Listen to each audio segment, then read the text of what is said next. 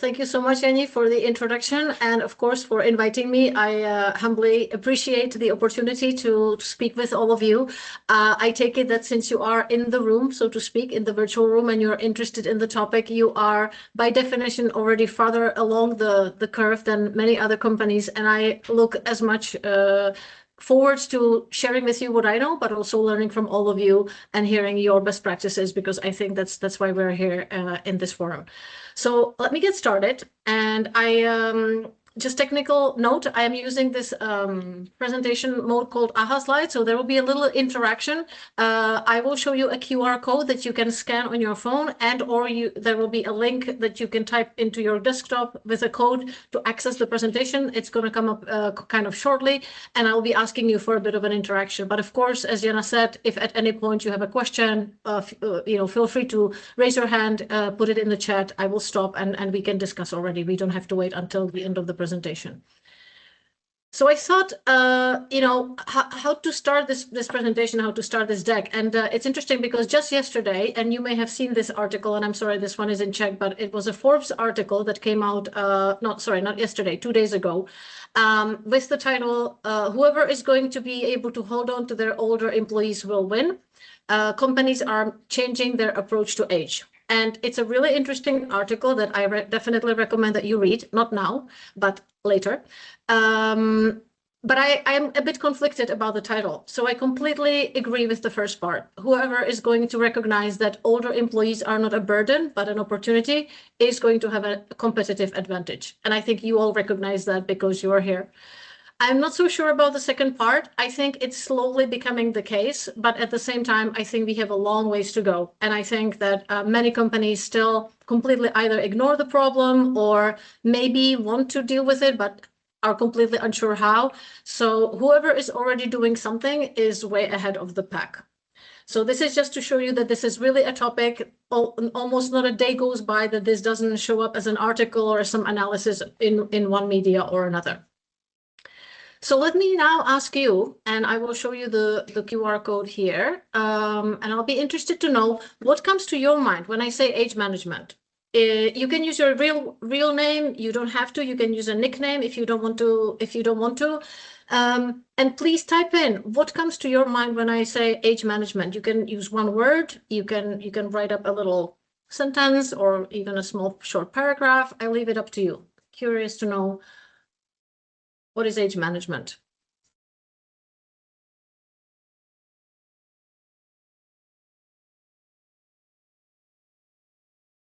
It looks like it won't be one word. Steering intergenerational collaboration. Okay, great angle. Absolutely. Intergenerational collaboration, interestingly, is one of the more prominent, I would say, themes of age management, but not the only one. Necessity. Okay, well put. Form of inclusion. Absolutely. It is basically looking at employees through the lens of age. It's about experience. I'm assuming this means experience of employees, communication bridges between generations. Yep. Okay. Symbiosis between employees' expectations and employers' interests. Yeah, definitely. And this is recognizing that older employees have very specific sort of expectations and needs. And we're going to touch on that today. How to have enough employees now and in the future. Yep, absolutely. Entire age spectrum, including young people. So glad somebody made that point. Very often it is reduced to the older people discussion, but ageism and age angle should definitely be looking at also at the younger age of the spectrum. Deeper cooperation, focusing on needs of employees in different age. Indeed, different generations in the workplace. Wonderful.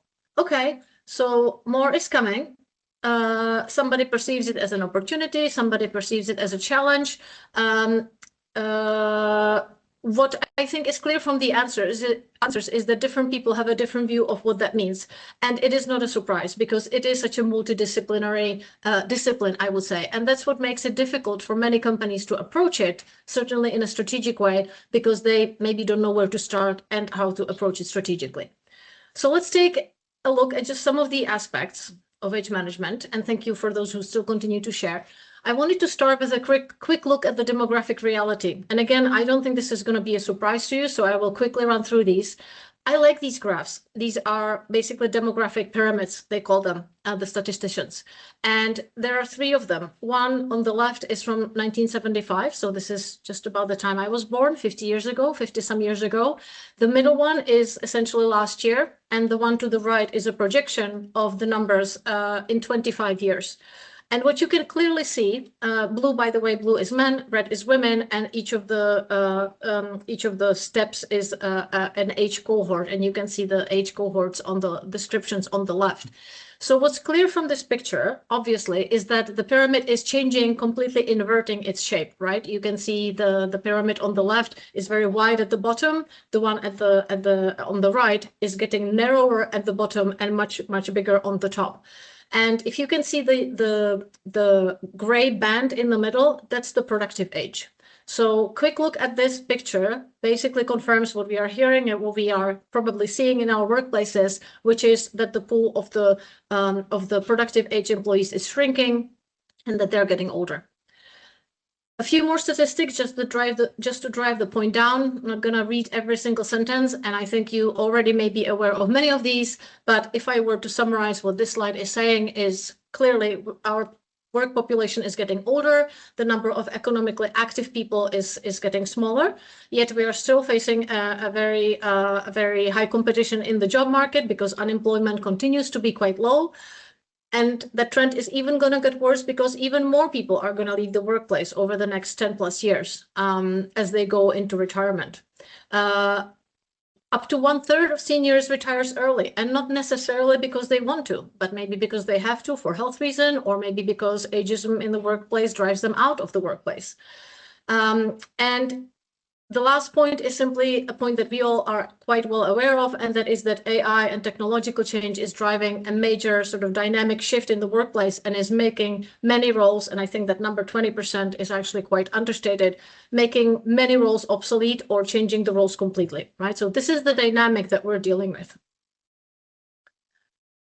So it is no surprise that I'm certainly, from my perspective, going to make a case for mixed age teams, right? So in this landscape, having a mixed age team is actually a brilliant advantage. It's a true strategic advantage.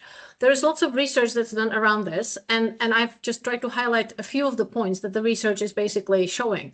And that is that definitely multi-generational teams are more productive.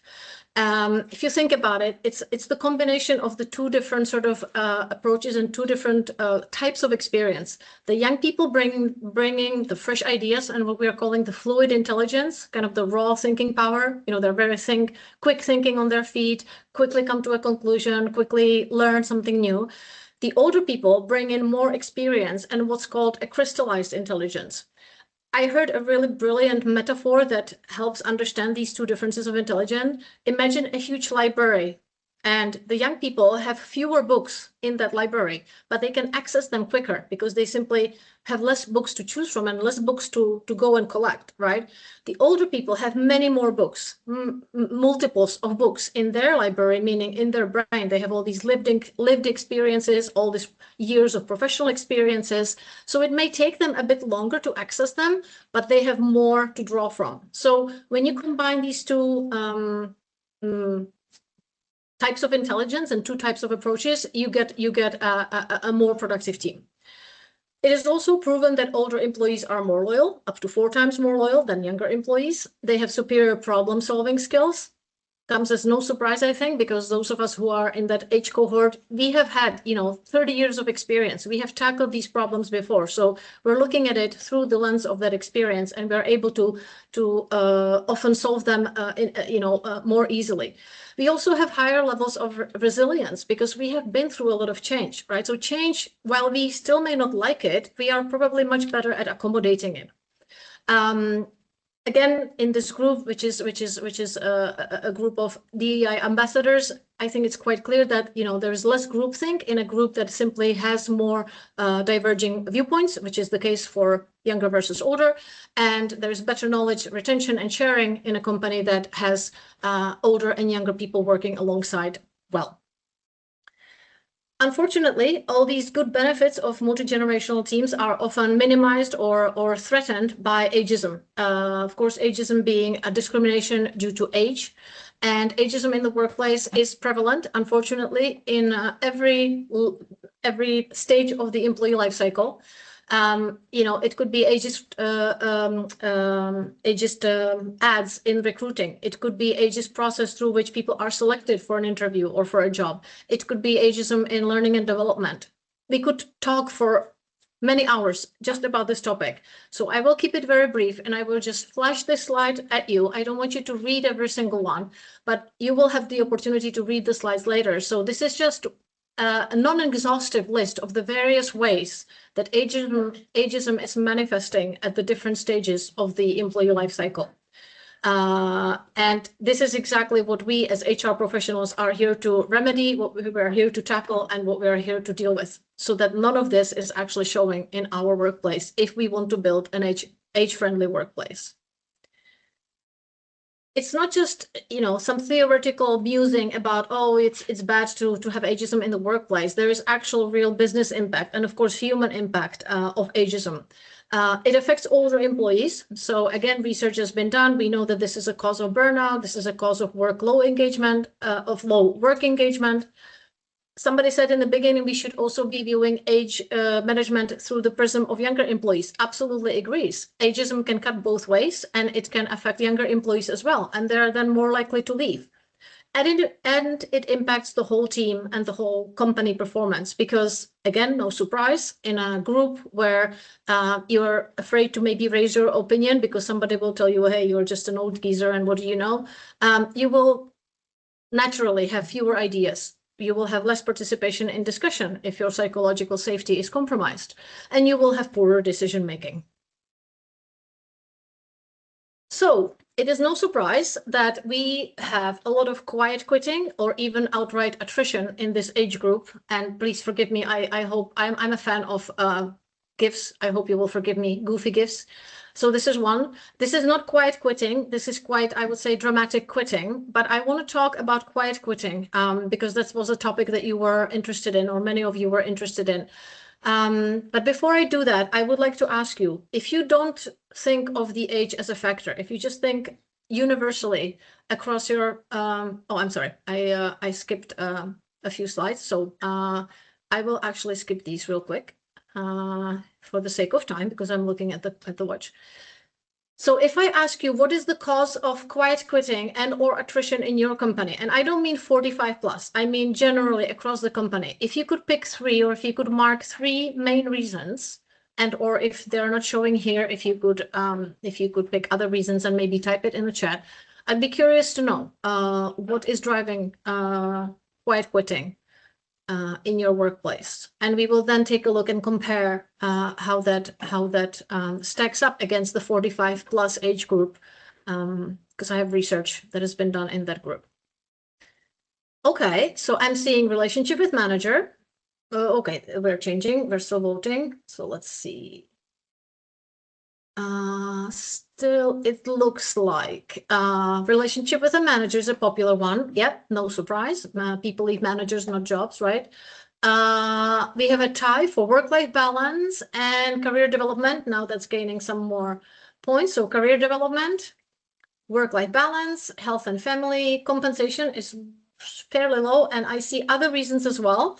If you would care to type them in, and I'm not sure if the app allows you to do that, or if not, if you could type that in the chat, I think that might be interesting for the group. But essentially what I'm saying, so I see a tie for the first and second place, manager relationship and lack of career development, then second place work-life balance and health and family, no, I'm sorry, compensation in the third place. Okay, so let's see how this compares to what we know about the 45 plus age group. Because again, research has been done on this, and the numbers are slightly different. So for this group, the number one reason for quiet quitting or for leaving the company is a lack of career development, okay, 17.4%. In the second place is what they're calling health and family. So this is obviously having to do with health. Again, everybody who is in that age cohort probably knows very well that health is becoming more and more important and more and more of a factor of the ability of that employee to perform his job, especially in blue collar professions. But that's a whole other topic again. And the health and family factor has been gaining in importance. So since the last couple of years, since the last 5 or so years, it's increased by almost 20%. Okay, so we know that this is becoming more of a reason. And again, it's quite logical because health is becoming more of an issue for this age cohort. Work-life balance is in the 3rd place, and it's very close in terms of the number of respondents saying that being the main reason. And again, I think it is no surprise because all these factors are very intertwined, very connected in complex ways. And I pulled out this statistic on the so-called sandwich generation. You may be aware of this term. It describes a person who is taking care of their non-adult children and their parents. And the numbers, I think, are quite interesting and pretty frightening, to be honest, because it's up to 25% of the population in that age group that is in the sandwich generation. The average age of the parent that they're taking care of is 69 years, but with the life expectancy of around 80, it is clear that this is going to be an issue or a factor for the next 10 plus years. And 26 hours per week, just taking care of the older parent, not to mention the taking care of the children. So this is, a huge amount of time, a huge volume of time, almost another half a job or something that these people have to somehow manage, right, on top of their work responsibilities. So it is no wonder that this is a huge factor and is going to, again, continue to be a factor in the upcoming years. Then the relationship with the manager is in the 4th place. And what they're calling an age inverse conflict, which inevitably happens when you have workplaces where much younger managers are managing much older employees. And this can definitely be the case, right? It is quite conceivable, and maybe you have that in your workplace where you have a younger manager who is, I don't know, in their 20s, 30s, they're managing somebody who is in their 40s and 50s. Inevitably, there will be friction points. And unless this is managed, this can be a source of quiet quitting and a source of attrition. And last but not least, compensation is actually in the 5th place. So contrary to what I think is a popular belief that, money is the overriding factor, it is not, at least according to research, and at least not for this age group 45 plus. Okay. So we talked about the key drivers, the key reasons why people are quiet quitting. And before we move on to some solutions, maybe just a kind of a scary slide. And it's probably also scary because there's lots of red on it. ChatGPT wasn't able to produce a better looking image, and I apologize. But it is something important. I mean, the message on the slide, it is a message that we should all, as HR professionals, be able to take to our leadership to make a case with data, through data, for why it's important to pay attention to age management, right? Because if your older people are going to start leaving, the true cost is deeper than the salary line. So in other words, you have the direct costs all listed above. Of course, you all know them, but you have some so-called below the water costs, right? The hidden costs, your morale goes down. You lose institutional knowledge unless you take care of making sure that, your institutional knowledge transfer is happening at the right time. You have productivity gaps. And to replace these employees costs a lot of money. So the statistics I have been able to find, this is some kind of an average number for an average type of employee, 33% of a base yearly salary. This number can go way up, maybe in the multiples of 10 to higher level C level or VP level salaries. So it is definitely an economical factor. Not to mention that when you find a new person to replace that person that has left, it takes them months, if not years, to be sort of fully up to speed, fully productive at the level of the previous employee. So hopefully this is something that can help make the case. But there is a solution, right? It's not an easy one, but it's also an opportunity to have Ryan Gosling on a gift. So I hope you will forgive me for that little whimsy. And let's take a look in the time that we have left, which is not much. So we're just going to scratch the surface because the interventions are multiple. So when I was thinking about what we can do, or what we all can do as HR professionals, I think we should always start with prevention. It's the same approach that we would use for our own health, right? So the first thing is just knowing what is going on in that employee's lives, understanding why they are what's happening, why are they acting maybe differently, why are they not performing the way they were. So some tools for this are stay interviews, which many of you are probably, hopefully, already doing, and maybe we can have that as part of the discussions. So regular interviews where you speak with that employee about, what are their next plans, where is their career headed, where are they at personally, et cetera, et cetera. And then maybe a more targeted, what I'm calling career interviews, or career reviews, or even career inventories. So this is like a specific discussion you would have with an older employee, where you want to understand what are their plans for the later part of their career. And they will very likely be much, much different than a career plan of a 20, 30-year-old employee, right? Because it's much more likely that the young employee simply wants to progress on the career ladder. It's not nearly as clear for the older employee who may have a lot of other things going on in their lives, as we have discussed previously. Managers play a key role. I think this is quite clear to this group. It is our job as HR professionals to make sure that we equip them with the right tools and the right training to hold these conversations. Because even when they want to, they're not always equipped to have these conversations, which can get quite tricky, which can have legal implications, and which simply are not a conversation you're just going to go and have without any preparation. So we can help them make these conversations easier by giving them training, by helping them understand what they can or cannot say, etc. Again, this could be a topic for another 2-hour workshop, probably just by itself. If you're interested and you want to reach out to me after the workshop, I have some materials that I have put together to help managers tackle this. Some summaries of what is okay and isn't okay to say, some scenarios, list of questions, list of do's and don'ts. So this is just a screenshot from the ebook, but again, for the sake of time, I'm just going to show you that I have that. And if you're interested, I will be absolutely happy to share. What else can we do? Okay, we talked about flexibility and work-life balance and sort of health and family aspect being very important to the employees. And we know from research that offering them flexibility is one of the most interesting sort of benefits, if I can put it that way, or one of the most interesting things you can offer to entice them to stay. It's flexibility and it's predictability. That's very important to them when they have to juggle these very complicated schedules around kids and aging parents, etc. Again, there's lots of things that can be done. There can be asynchronous collaboration. There can be, compressed work week, where all the hours of a work week you compress in just a few days, if that's what works for the employees. There can be staggered work weeks where you leave the employee to choose their own starting and ending times. Maybe there could be job sharing, the same job being held between 2 different people. And then for people who are much closer to the retirement, maybe not the 45 plus, but maybe the 55 plus, you can start talking to them in those conversations about phased retirement, right? They don't have to it doesn't have to be a jump off a cliff. It can be a phased retirement where they maybe, work 100% of the time, then they go on some kind of part-time, then they just work as a kind of an external consultant or mentor. Lots of different models exist for how to do this, right? Cultural shift, again, a topic that is huge, and we could talk about it for hours.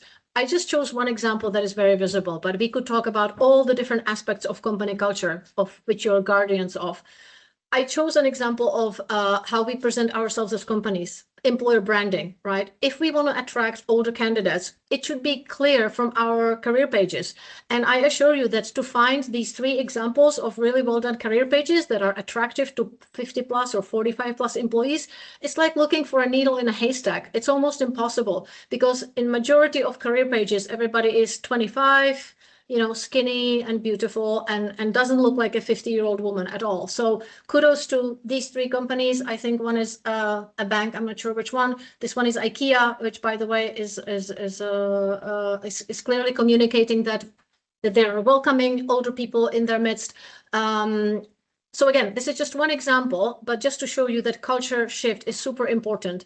If you offer all the flexibility in the world and yet all your employees are going to feel unwelcome because of your ageist culture, your flexibility is not going to fix it. Okay. Workplace design, again, a whole topic of its own, but obviously there are ways to help older employees as they start tackling health issues with their workplace design. So these are just 2 examples of a nurse or a doctor and a white collar job. big discussion we can have around that. Looking forward to that. Reverse mentoring is another tool. So again, it is proven that teams where reverse mentoring is working, meaning older employee mentors younger one, but also younger one mentors the older one in other areas where the older person needs or wants more development. This is also something that is increasing people's engagement and productivity. And finally, career mobility. And I'm using this image of the outdated career ladder on the left. So this was traditionally the way, right? If you're 30, this is probably where you want to go. You want to move up the ladder. You want to go up in the hierarchy. When you are 50 plus and you are a sandwich generation, maybe going up the ladder is not an option for you for various reasons, right? Maybe your option, maybe the right option for you is to go sideways or even go, a step back and use this model of this career. They call it jungle gym. So again, I think a wonderful, exciting topic that has to do with job crafting and with how this is designed, especially in the context of the changing roles due to the technological shift, but not something we have time for in the presentation. Okay, so I promised in the beginning that there may be some tools, and one of them is if you have absolutely no idea where to start, I wanted to show you this tool that I have developed that is using a validated concept of what they call a later life workplace index. So it's basically a concept where you go across these 9 categories: culture, leadership, work design, health. Many of these we have touched on earlier. And you basically take like a survey, assessment, audit of where you are at, where your organization is at, both in terms of some of the attitudes and some of the things that are happening in the organization, and some of the processes that you already may or may not have established. And then you get a score and you get some recommendation for some of the things you can do. So if you're interested, it's absolutely free and you can reach out to me. I will share the tool with you. If later in the discussion you are interested, I can show it to you in real life. But otherwise, just something that you can consider if you don't know where to start, or if you want to see how you stack up against other companies. And I know I flew through this, but there was so much to get through. So I want to thank you so much. If you want to see more resources and continue to see more resources, my website is agemanagementprakticky.cz. The reason for the name is because I am a big believer on approaching age management in a practical way, not talk about it as some kind of abstract topic, but rather talk about what specific things we can do, what specific interventions we can offer both to the employees and to the managers. And I write about the topic on LinkedIn, so I'll be happy if you connect and reach out to me if this topic is interesting for you. And with that said, I'm going to stop sharing my presentation now, and we can open up the floor for discussion.